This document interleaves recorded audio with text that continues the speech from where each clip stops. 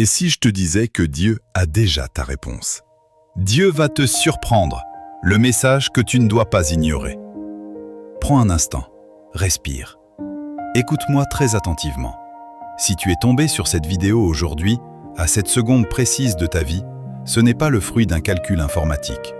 Ce n'est pas parce que l'algorithme a fait une erreur ou que tu cherchais simplement à tuer le temps. C'est parce qu'il y a un rendez-vous spirituel que tu ne peux plus éviter.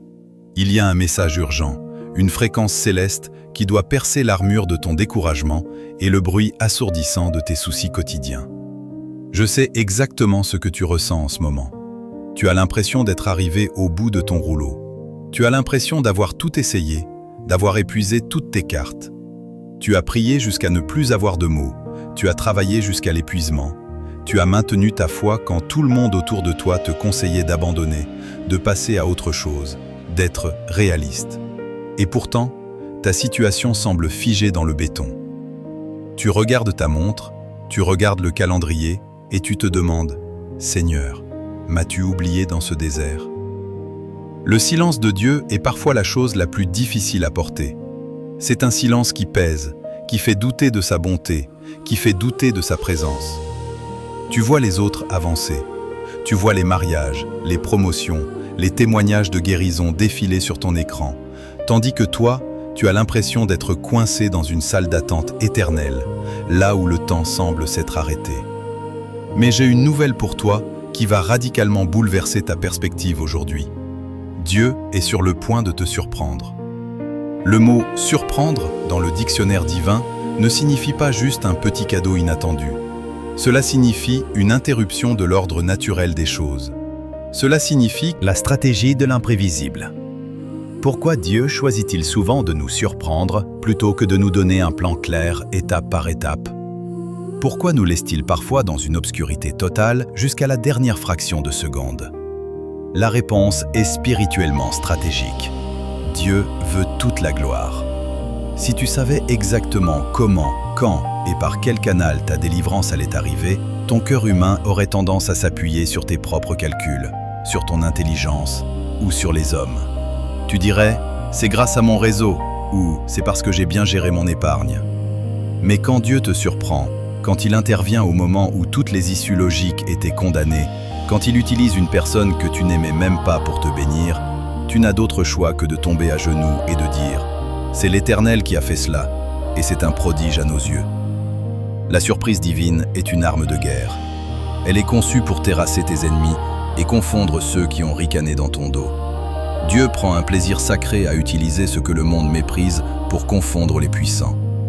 Il prend plaisir à élever celui que l'on a enterré vivant dans la fosse de l'oubli. Ton insignifiance actuelle, ta petitesse aux yeux des hommes, c'est exactement ce que Dieu recherche. C'est le terreau fertile de ta future influence. Dieu te garde dans le secret pour te polir comme une pierre précieuse. Il veut que lorsque tu apparaîtras enfin dans la lumière, l'éclat de ta réussite ne soit pas le fruit d'un simple talent humain, mais le reflet pur et sans mélange de sa puissance souveraine. Tu es en train d'être forgé dans le silence pour une manifestation qui fera trembler ceux qui t'ont sous-estimé.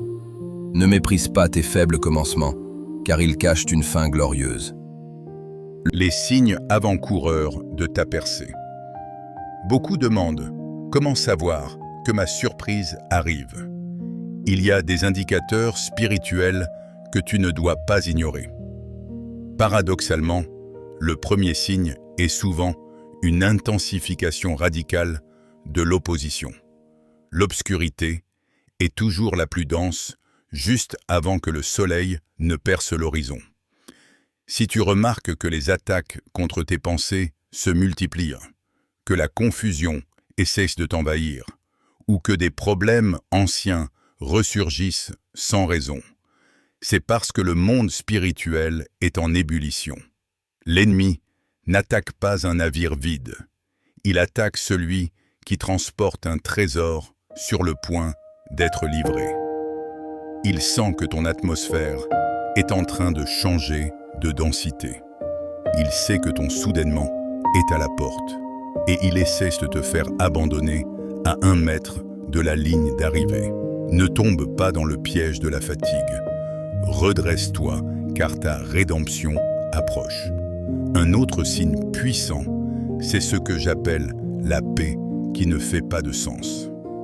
C'est quand, au milieu d'un chaos financier ou relationnel, tu ressens une calme certitude intérieure que tout va bien se passer. Ton cerveau te donne 1000 raisons d'avoir peur, mais ton esprit est au repos. C'est le Saint-Esprit qui prépare ton système nerveux à la décharge de joie qui arrive. Dieu ne sature pas ton âme de paix par hasard. Il le fait parce qu'il sait déjà ce qu'il a ordonné pour ton lendemain. La paix est l'arbitre de ta victoire. Si tu as cette paix, alors sache que le ciel a déjà signé ton décret de libération. Rien ne peut arrêter ce que Dieu a mis en mouvement pour toi. De Lodebar au palais, le cas Méphibosheth. Laisse-moi te raconter une histoire de surprise qui va te donner de l'espoir.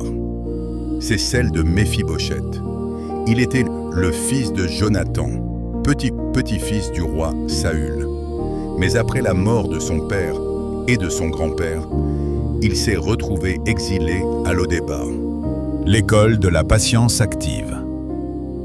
La surprise divine n'est pas un événement magique pour paresseux. C'est le couronnement d'une saison de préparation. Pendant que tu attends, Dieu n'est pas endormi. Il travaille sur la structure de ton âme. Il teste ta capacité à être fidèle quand personne ne t'applaudit. Il observe comment tu gères les petites responsabilités, comment tu traites les gens qui ne peuvent rien t'apporter et comment tu réagis quand tu es injustement traité. Dieu ne te donnera pas une influence mondiale si tu ne peux pas être intègre dans ton petit appartement. Si tu passes ton temps à murmurer ou à envier les autres, tu bouches le canal par lequel la surprise doit arriver.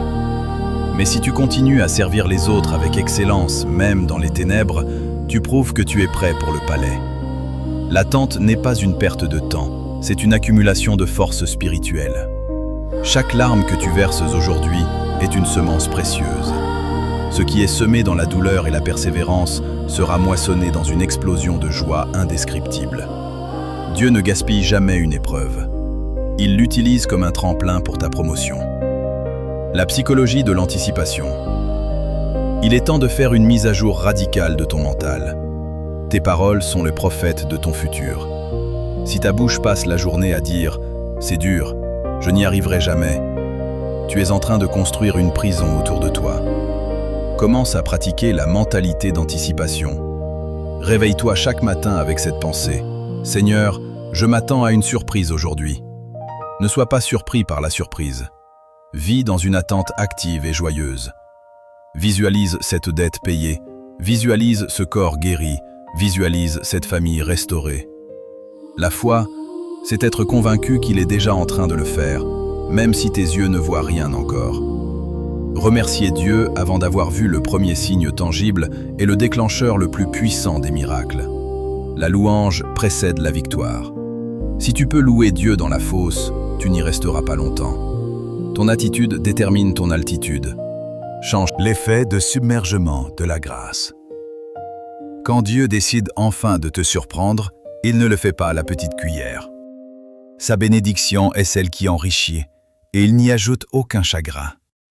Ce qu'il a préparé pour toi est si vaste, si complet, que tes années de souffrance sembleront n'avoir duré qu'une seconde. Dieu ne va pas seulement te donner ce que tu as perdu, il va restaurer les années que les sauterelles ont dévorées. Il va multiplier tes ressources de manière exponentielle.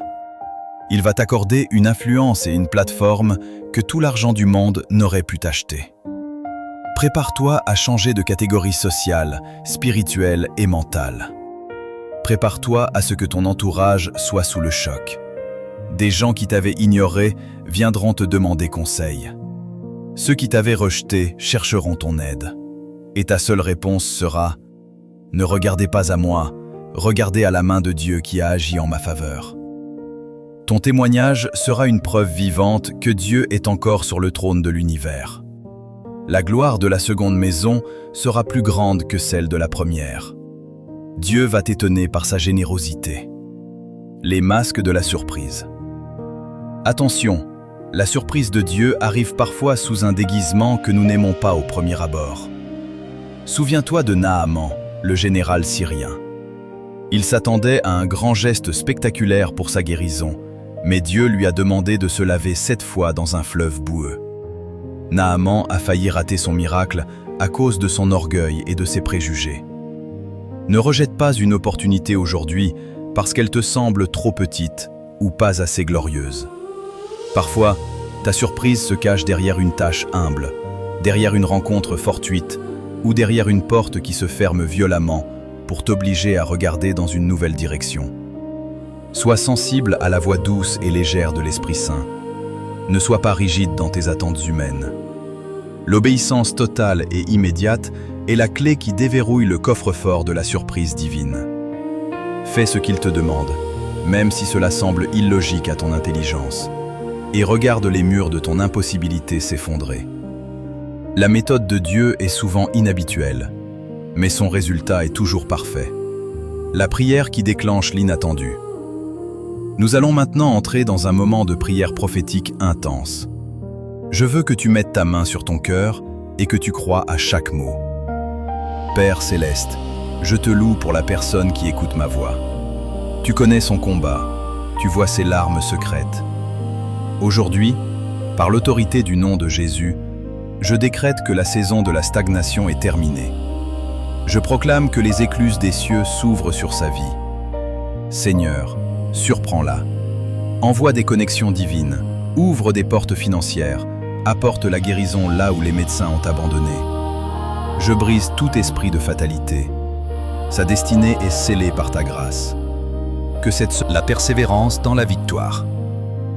Maintenant que tu as prié, ton rôle est de maintenir cette atmosphère de victoire.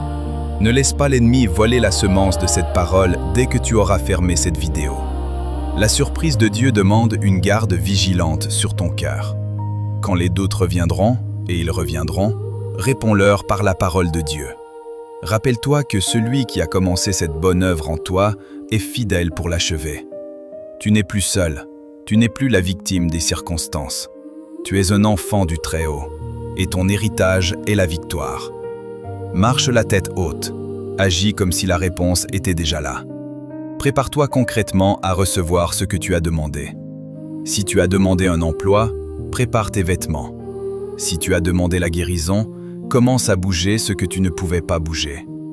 L'action de grâce est la plus haute expression de la foi. Continue de nourrir ton esprit avec des messages de vie. Entoure-toi de personnes qui croient en ton potentiel et en la puissance de Dieu. Ta persévérance est le pont qui relie ta prière à ta manifestation. Ne t'arrête pas en chemin, la vue au sommet est magnifique. Le saut de ta foi. Mon ami, ce message n'est pas une simple vidéo.